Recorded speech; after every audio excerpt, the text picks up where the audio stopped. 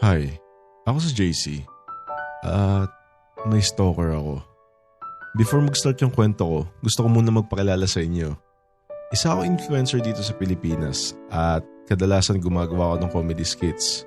Yung parang mga nagpapatawa ako tapos may mga iba-iba akong character.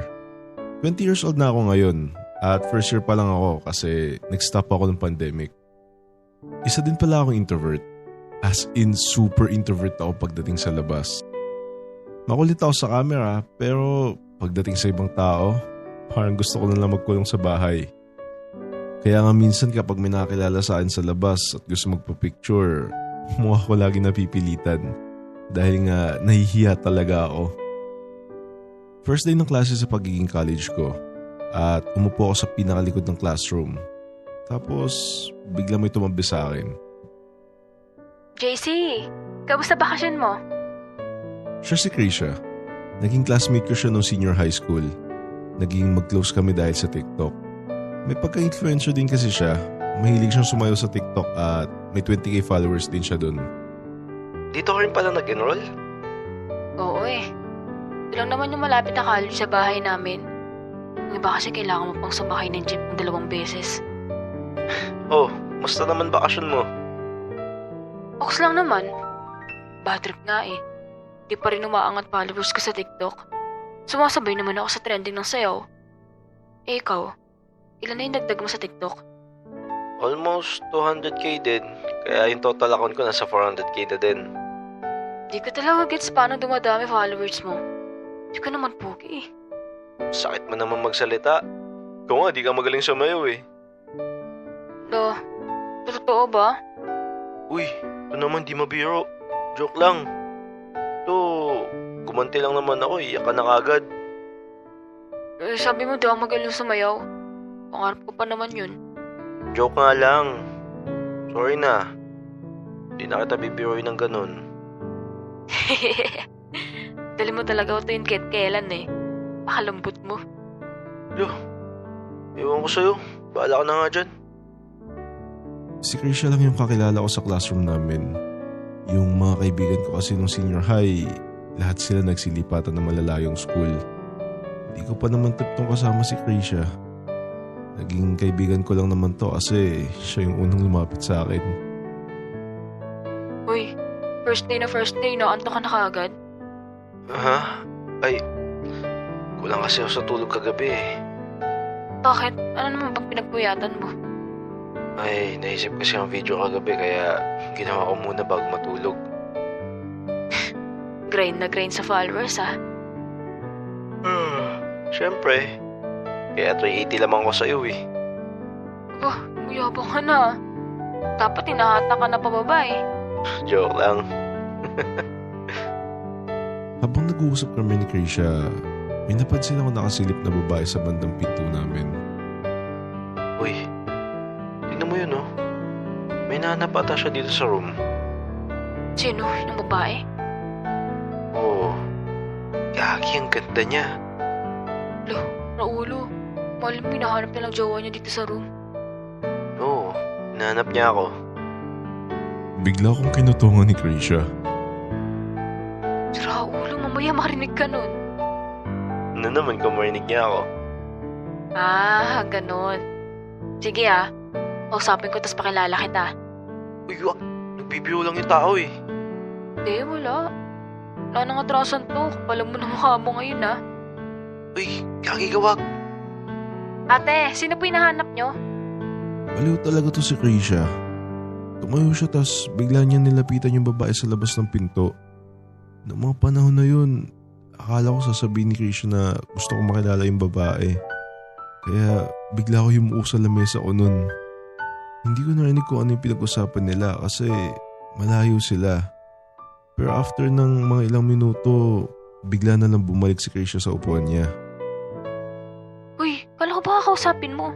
Ba't ka biglang yumuko dyan? Sira ulo ka talaga. Alam mo na di ko kaya kumausap ng ibang tao eh.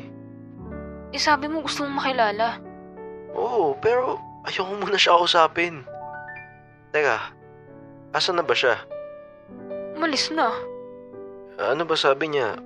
Ba't daw siya nasa labas? Ewan ko. Tinanong ko siya kung may hinahanap pa siya. Sabi niya wala naman daw. Tapos napadaan lang daw siya. Napadaan? Halos 5 minutes siya nakatayo dun. Malay ko. Baka baliw. Ganda niya namang baliw. Tatalang talaga sa'yo maganda no? Bakit? Tagal-tagal ko na single eh. Gusto ko lang naman makaranas ng lambing. Malay mo, yun na pala yung sa akin. Magpa-check up ka na. Natanong mo ba kung single siya? Ako yung bot. Tatanungin kung single siya. Wala to.